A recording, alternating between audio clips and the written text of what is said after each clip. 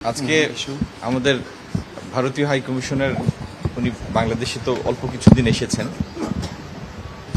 সবচেয়ে ভালো কথা হলো অনেকদিন পরে ভারতীয় সাইড থেকে পরিষ্কার বাংলা কথা শুনেছি। That is very refreshing. আর আপনারা তো জানেন দুই দেশের মধ্যে এখনো প্রায় $12 বিলিয়ন দ্বিপক্ষীয় বাণিজ্য হয়। গত বছরও $13 বিলিয়ন মতো, প্রায় 15-13 বিলিয়ন। গত বছরও ভারতের রপ্তানি ছিল প্রায় 11 বিলিয়নের মতো, 10.89। বাংলাদেশ থেকেও 2 বিলিয়নের মতো গিয়েছে।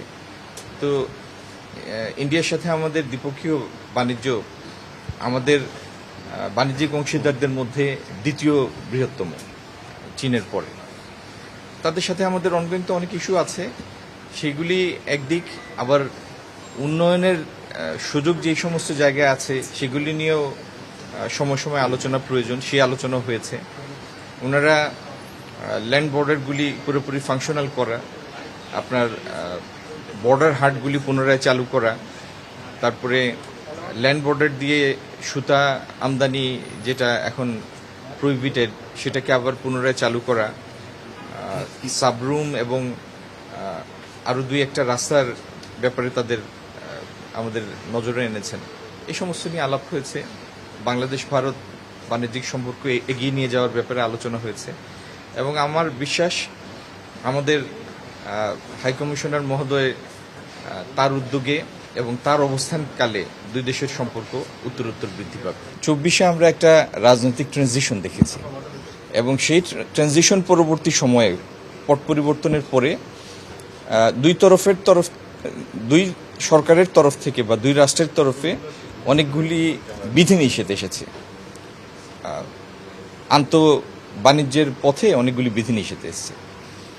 But even defying those restrictions, গত বছর দুই দেশের মধ্যে দেশীয় বাণিজ্যের পরিমাণ প্রায় $13 বিলিয়ন। তার মানে ইকোনমিক কনসিডারেশন অনেক সময় অনেক কিছুকে ছাড়িয়ে যায়। তো আমি আমাদের হাই কমিশনার ত্রিবেদী সাহেবের এই কথার সাথে পুরোপুরি একমত যে ইকোনমিক ইন্টারেস্টটা আমাদের দেখতে হবে। কারণ ইকোনমিক ইন্টারেস্ট মানে হচ্ছে আপনি দুই দেশের ভোক্তাকে অধিকতর প্রতিযোগিতামূলক মূল্যে, কম মূল্যে তার পণ্য বা সেবা ভোগ করার সুযোগ করে দেবেন। কয়েকদিন আগে